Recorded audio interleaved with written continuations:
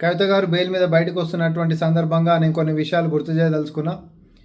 ఏడనో ఢిల్లీలో మద్యం కుంభకోణం విచారణలో భాగంగా మరి తెలంగాణ నుంచి కవిత గారి అరెస్ట్ జరిగిందే తప్ప బీజేపీ బీఆర్ఎస్ చేస్తున్నటువంటి అవినీతి అక్రమాలపైన చర్యలు ఇప్పటివరకు తీసుకోలేదు, తీసుకోబోదు.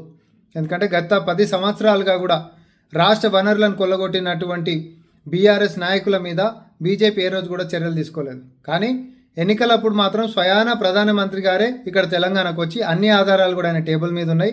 ఇది ఒక పెద్ద అవినీతి కుటుంబం అని, ఈ కుటుంబం ఎంత డబ్బులు సంపాదించిందంటే దేశ రాజకీయాలకే డబ్బులు పంపించేటంత సొమ్ము ఆర్జించిందని చెప్పి స్వయాన ప్రధానమంత్రి గారే అన్నారు. ఆయన కాడ ఆధారాలు ఉంటే ఆపేటోడు ఎవడు, కానీ వాళ్ళు చర్యలు తీసుకోరు. ఎందుకు అనంటే తెర వెనకాల బీజేపీ బీఆర్ఎస్ ఒకటే కాబట్టి, వీళ్ళిద్దరికీ కూడా కామన్ శత్రువు కాంగ్రెస్ పార్టీ మాత్రమే కాబట్టి, ఎన్నికలప్పుడు మాత్రమే ఈ డ్రామాలు ఆడతారు కాబట్టి. ఈ రోజుకైనా కూడా కాంగ్రెస్ పార్టీ మొన్ననే ముఖ్యమంత్రి గారు రేవంత్ రెడ్డి గారు కూడా చెప్పిండ్రు, కవిత గారు బెయిల్ మీద బయటకు వస్తారు, తర్వాత బీజేపీ బీఆర్ఎస్ ఒకటి కాబోతున్నాయని చెప్పి. ఈరోజు బీజేపీకి నిజంగానే చిత్తశుద్ధి ఉంటే గత పాలన మొత్తం కూడా అవినీతిమయమైనటువంటి బీఆర్ఎస్ నాయకుల పట్ల చర్యలు తీసుకోవాలి. అక్కడెక్కడనో ఢిల్లీలో జరిగినటువంటి విచారణలో భాగంగా మాత్రమే ఒక కుటుంబ సభ్యురాలైన కవిత గారు అరెస్ట్ అయినరు.